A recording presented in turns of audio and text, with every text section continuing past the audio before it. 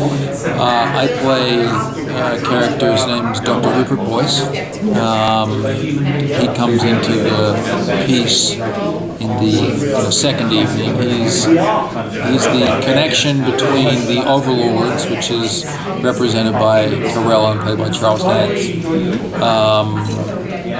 He's the connection between them and Earth in a very kind of physical manner. And what I mean by that is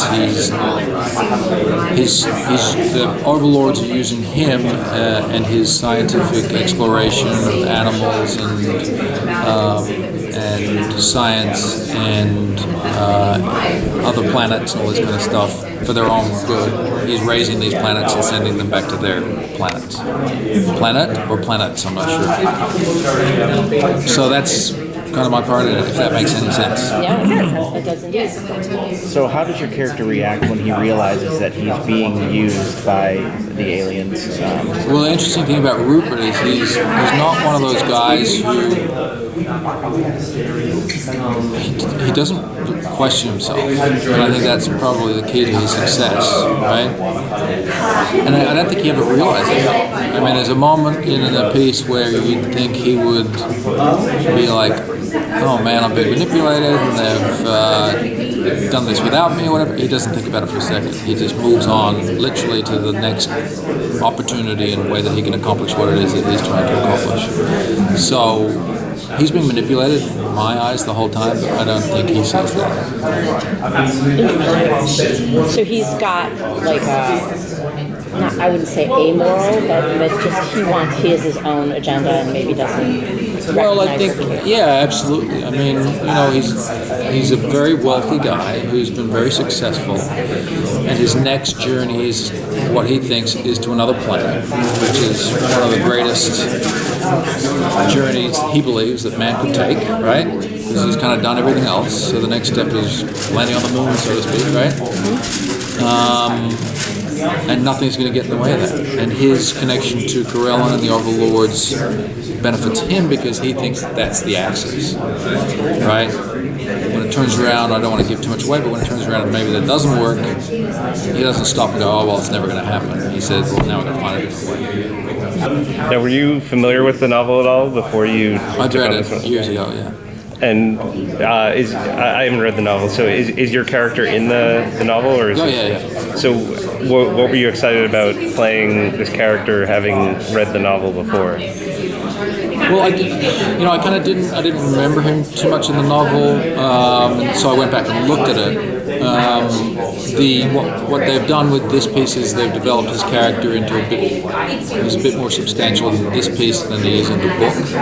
Although his influence is quite large in the book, he's not the whole way through it, right? So, to be honest, I was, as opposed to just playing that character, I was more excited about the piece. Because I like that kind of genre, first of all, and then I thought the book was pretty fascinating. Arthur C. Clarke was a very interesting guy. And, we know all of many books that have been produced and turned into films already.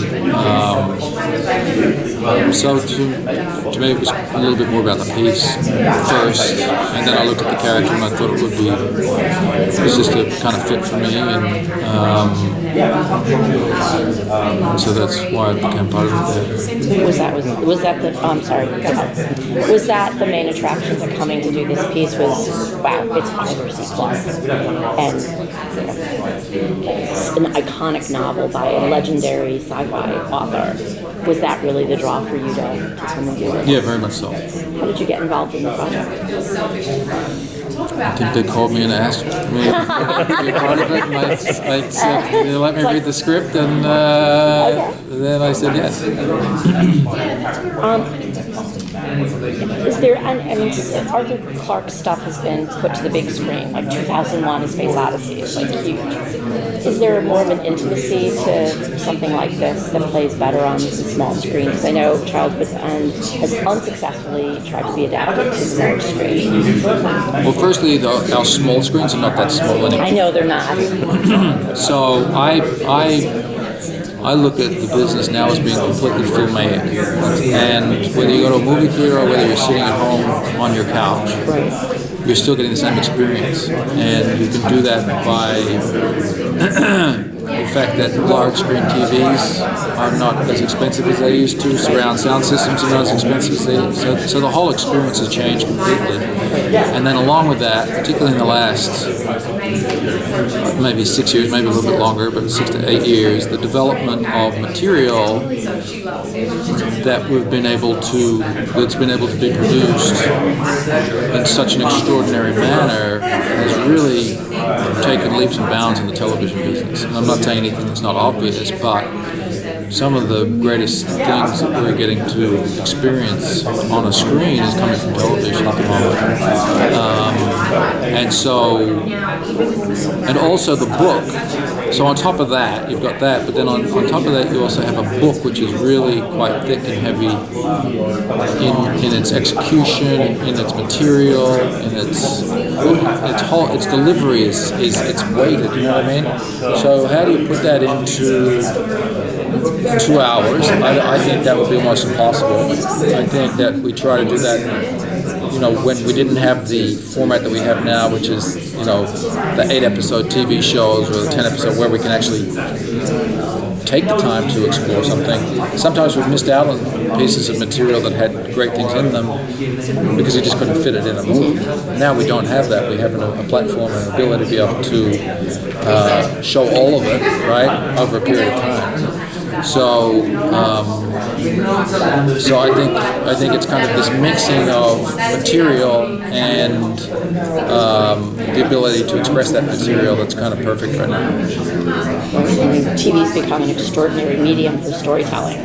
Who would have thought of putting Game of Thrones on a movie? You can't do it. Yeah, well, I mean, those guys just took it to a completely new level and challenged all of us in our kind of medial thinking and allowed us to challenge the way that we view television or view the business as a whole, really.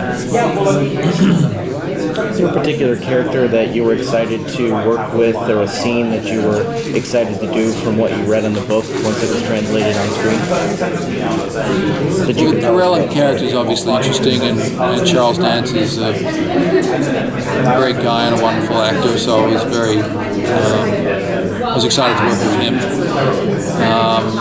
Really, to be honest, I was excited to see what the interpretation was going to be, and I didn't see it till I got there.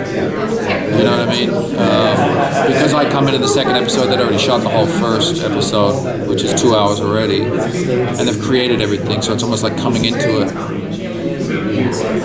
kind of not knowing what you were going into, you know what I mean?